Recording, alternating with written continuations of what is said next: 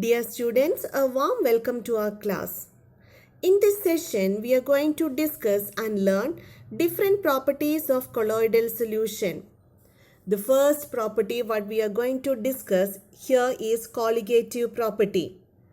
What is a colligative property? Colligative properties are those properties of solutions that depend on the number of particles in a volume of solvent and not on the mass or identity of the solute particles. Colloidal particles being a bigger aggregates, the number of particles in a solution is small compared to a true solution of same concentration. Hence, the value of colloidal properties are also of small order compared to a true solution.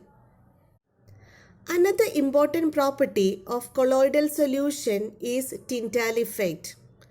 Tyndall effect is due to the scattering of light by colloidal particles present in a colloidal solution. Since the size of the particles are comparable to the wavelength of ultraviolet and visible radiations, they scatter these radiations and get illuminated. The bright cone of light observed due to scattering is called Tyndall cone. Tyndall effect can be used to distinguish a colloidal solution from a true solution. This is because the particles present in a true solution are too small to scatter the light.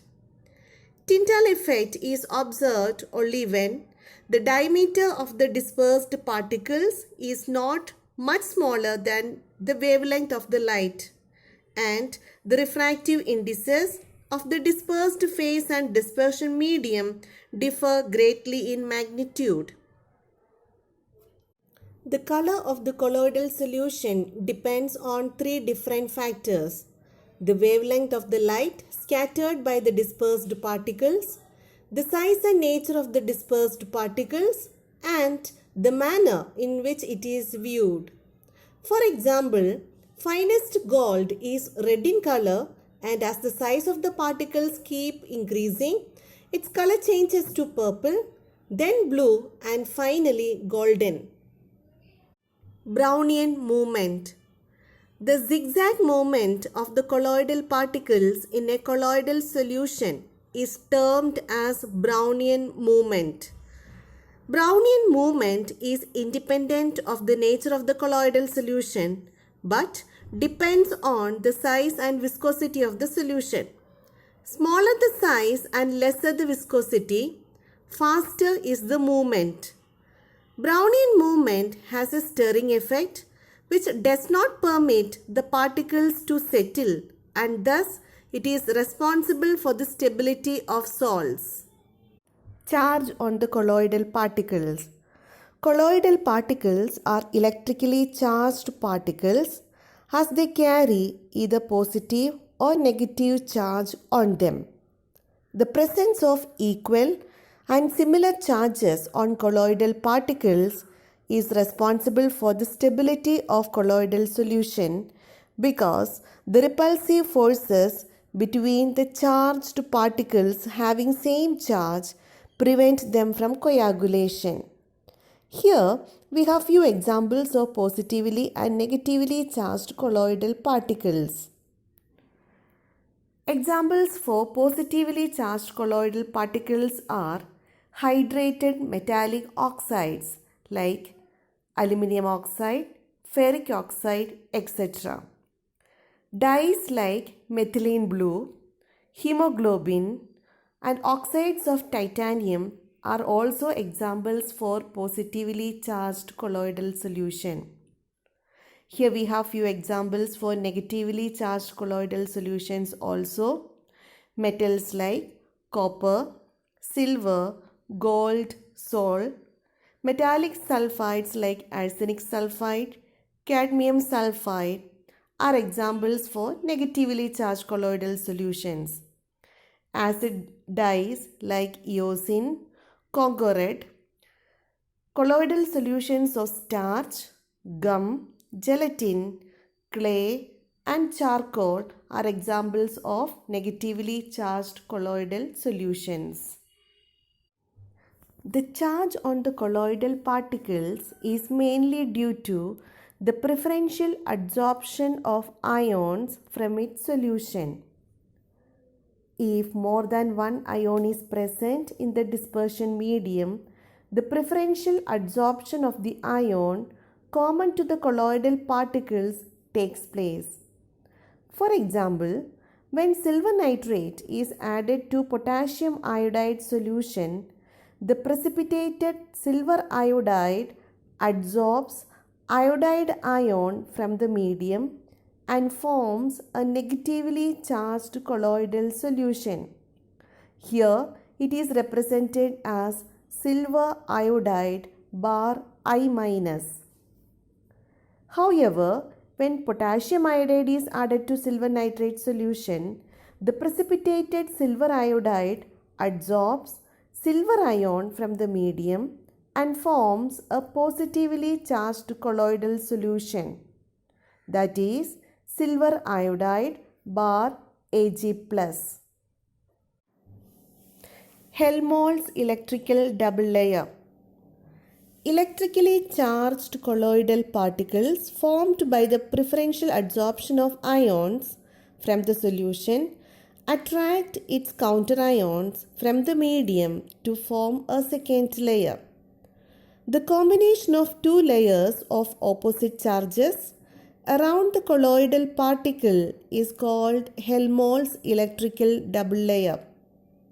The first layer of ions is firmly held and is termed as fixed layer, while the second layer is mobile, which is termed as diffused layer. This picture clearly shows the formation of Helmholtz electrical double layer around the colloidal particle. Here, the negatively charged colloidal particle attracted its counterions from the medium and formed a second layer. The first layer is a fixed layer and the second layer is a mobile layer. Define electrokinetic potential or zeta potential. The potential difference between the fixed layer and diffused layer of opposite charges is called electrokinetic potential or zeta potential. Electrophoresis. Colloidal particles carry positive or negative charge. The existence of a charge on the colloidal particle can be demonstrated by the phenomenon called electrophoresis, where the colloidal particles, when placed in an electric field, move towards either cathode or anode depending on the charge on them.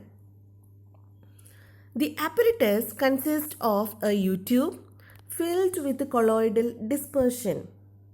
Two platinum electrodes are inserted in colloidal solution in two arms of the U-tube and are connected to a high voltage battery.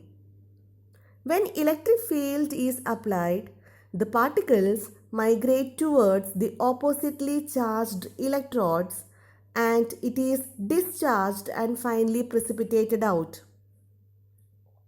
If the colloidal dispersion has negatively charged particles, it will migrate towards the anode, or if it has positively charged particles, it will move towards the cathode. The movement of colloidal particles under the influence of an electric field is called electrophoresis.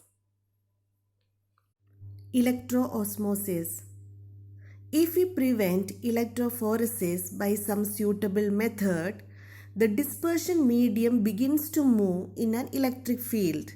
This phenomenon is termed as electroosmosis. Coagulation.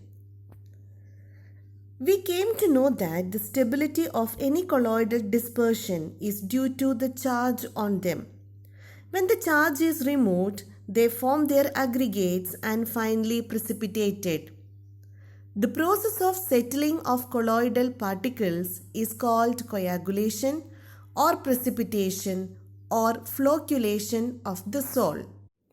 Different methods adopted for the coagulation of colloidal dispersion are the following.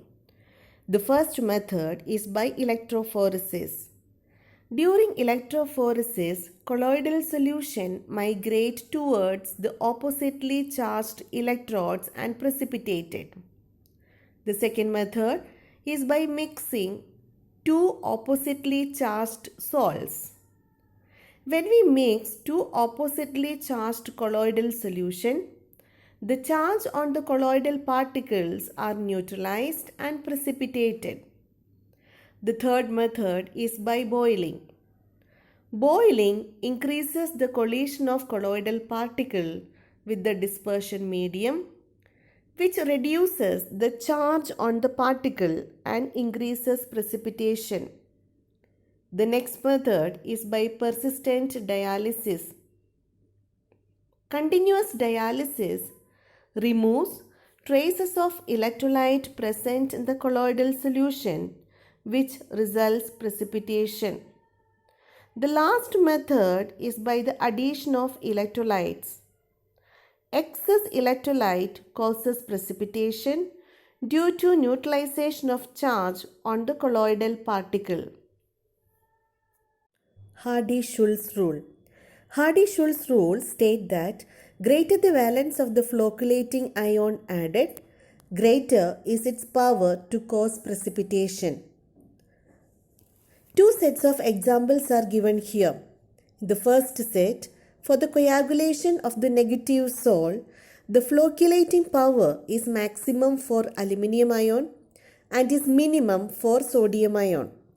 In the second set of example, hexacyanoferrate ion has maximum power to coagulate the positive sol and it decreases in the order given here. Coagulating value or flocculating value. One of the important methods to coagulate a colloidal dispersion is by adding an electrolyte into it. What is the coagulating value of an electrolyte? The minimum concentration of an electrolyte in millimoles per liter required to cause precipitation of a salt in 2 hours is called its coagulating value. Smaller the coagulating value, higher the coagulating power of the ion. Protective colloids. Lyophobic colloids are less stable than lyophilic colloids and easily it can be precipitated. Lyophilic colloids have a unique property of protecting lyophobic colloids.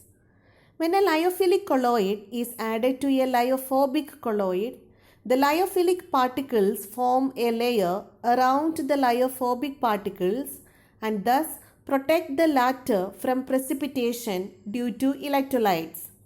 Lyophilic colloids used for this purpose is called protective colloids.